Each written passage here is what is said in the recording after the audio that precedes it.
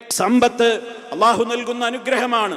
ആ സമ്പത്ത് ഉപയോഗപ്പെടുത്തിക്കൊണ്ട് റബ്ബിനെ വെല്ലുവിളിക്കുന്ന വിധത്തിൽ ഒരൽപ്പമൊക്കെ സമ്പത്ത് കയ്യിൽ കിട്ടുമ്പോഴേക്ക് അള്ളാഹുവിനെ മറന്നുകൊണ്ട് കൂത്താടുവാനും മതിക്കുവാനും കുടിക്കുവാനും ലഹരിയുടെയും മദ്യത്തിന്റെയും വഴിവിട്ട അവിഹിത ബന്ധങ്ങളുടെയും അനാവശ്യമായ ധൂർത്തുകളുടെയും ആഡംബരങ്ങളുടെയും കല്യാണത്തിന്റെയും പൊങ്ങച്ചങ്ങളുടെയും മറ്റെല്ലാം പേരിലൊക്കെ സമൂഹത്തിൽ വരുത്തി വെക്കുന്ന നൂറുകൂട്ടം നിഷിദ്ധമായ കാര്യങ്ങൾ.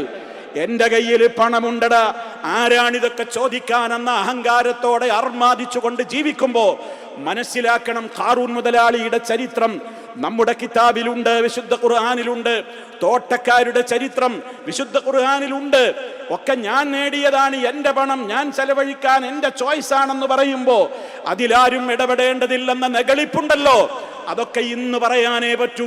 നാളെ നിന്റെ ധനം എവിടെയാണടോ, നിന്റെ ആരോഗ്യം എവിടെയാണടോ, നിന്റെ സമ്പത്ത് എവിടെയാണടോ? അതൊക്കെ പോകുവാൻ, തകർന്ന് തരിപ്പണമാകുവാൻ നിമിഷങ്ങൾ മതി. റഹ്മാനായ റബ്ബാണ് പറയുന്നത്,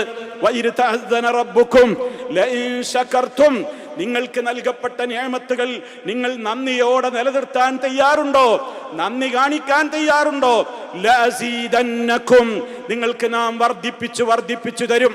എത്രത്തോളം നിഅമത്തുകൾക്ക് എത്രത്തോളം നമ്മൾ ശുക്ർ ചെയ്യുന്നുവോ ആ നിഅമത്തുകളിൽ ബർക്കത്തുകൾ വർദ്ധിച്ചുകൊണ്ടേയിരിക്കും.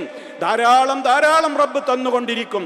അതേ അവസരത്തിൽ നെകളിപ്പ് കാണിച്ചാലുണ്ടല്ലോ, അഹങ്കാരികളായാലുണ്ടല്ലോ, എന്റെ മുതലാണ്, എന്റെ ശരീരമാണ്, എന്റെ ചോയ്സ് ആണെന്ന് ആർക്കെങ്കിലും തോന്നുന്നുവെങ്കിൽ വിടില്ല റഹ്മാനായ റബ്ബവനെ.